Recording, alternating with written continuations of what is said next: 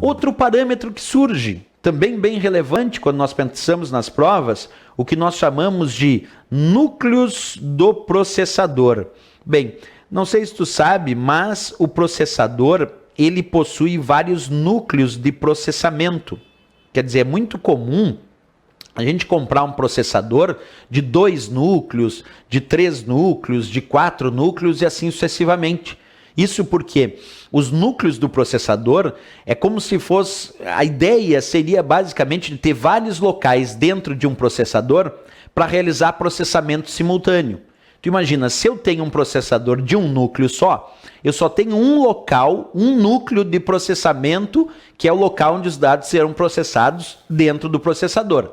Mas se eu já tenho um processador de 2 núcleos de processamento, isso quer dizer que eu já tenho 2 locais dentro desse processador onde eu posso fazer processamento de dados. 2 núcleos indicam isso. 2 locais dentro de um mesmo processador para realizar processamento de dados de forma simultânea. Se eu tenho um processador de 4 núcleos, então eu tenho 4 locais dentro do mesmo processador, 4 locais no processador, onde eu posso realizar processamento simultâneo. Então eu posso processar de forma simultânea em 4 locais ao mesmo tempo.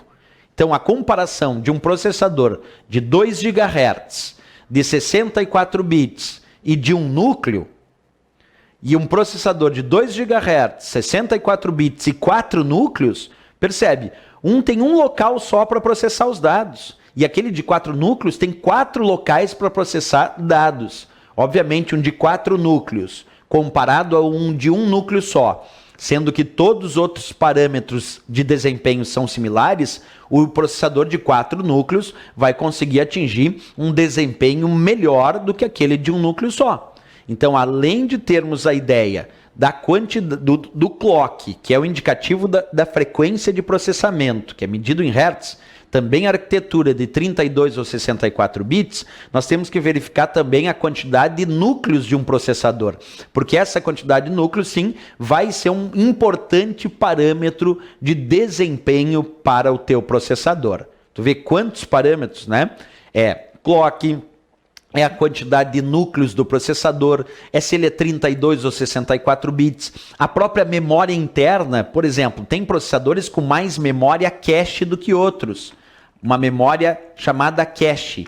Cache é um tipo de memória, cache, deixa eu ampliar aí para vocês, ó. Cache é um tipo de memória que vem dentro dos processadores atuais, que permite que os dados sejam processados de forma mais rápida do que se o processador tiver que buscar lá na memória principal, que é a memória RAM.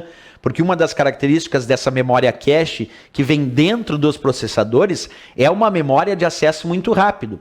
Então quer dizer que a quantidade de memória cache, que é uma memória muito rápida, que tem dentro do teu processador, vai também determinar um melhor ou pior desempenho. Percebe? É o clock, é se é 32 ou 64 bits, é a quantidade de núcleos, é a quantidade de memória cache que eu tenho dentro do meu processador, porque quanto mais memória cache eu tenho no meu processador, provavelmente mais rápido ele vai me entregar esse processamento de dados, já que essa memória cache é uma memória muito rápida.